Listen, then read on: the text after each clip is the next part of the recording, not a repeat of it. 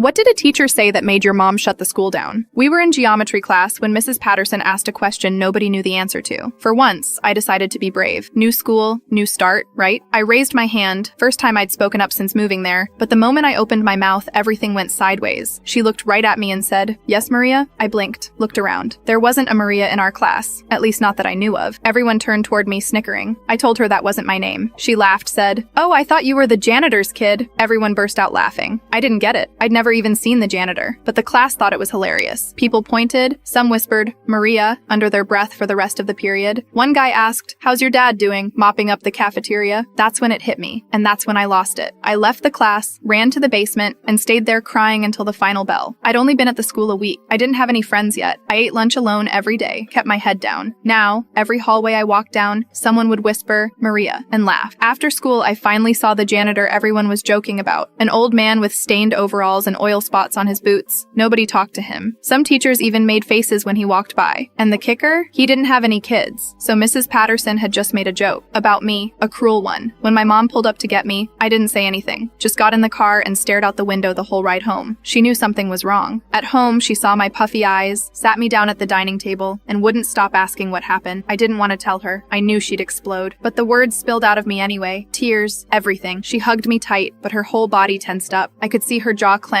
and the veins on her neck stretch out. She asked me why I didn't tell her right away, and I said I didn't want her to worry. What I didn't know at the time was that my mom was a legal consultant for multiple school districts, and my school just happened to be one of them. That night, she didn't go to bed. She was up past midnight with her laptop open and papers scattered across the kitchen table. I peeked once and saw a few files labeled discrimination complaint and staff review. There were even ID badges in one of the folders. Next morning, I got dressed for school like usual, but she told me flatly, without even looking up, "You're not going today." She was too busy highlighting paragraphs and sticking post-its on legal forms to make eye contact. I didn't argue. The day after that, she said nothing, just kissed me on the head and said, "Have a good day." When I got to school, people were whispering, "Did you hear what the new kid's mom did to Mrs. Patterson?" "Dude, I heard she's on the school board or something." "No, she's a lawyer, like a serious one. Shut her down." Whatever the rumor was, the truth was this. Mrs. Patterson was gone, just like that. No goodbye, no explanation. And the janitor? He had a brand new uniform, crisp and clean, like he'd just stepped out of a commercial. Some teachers even nodded at him in the hallway now. Nobody called me Maria again.